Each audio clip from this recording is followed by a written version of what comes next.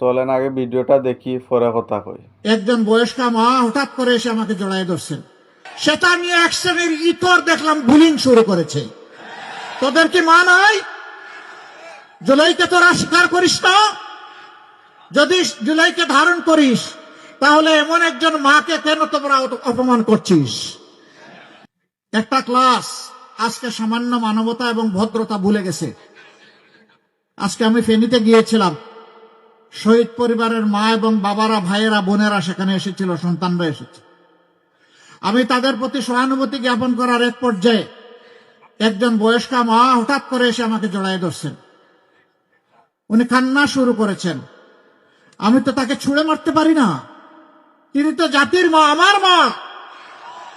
তাকে সম্মান করা আমার দায়িত্ব। সেটা নিয়ে এক শ্রেণীর ইতর দেখলাম বুলিং শুরু করেছে। তোদের কি মা নাই? জুলাইকে তোরা স্বীকার করিস না? যদি জুলাইকে ধারণ করিস তাহলে এমন একজন মাকে কেন তোমরা অপমান করছিস?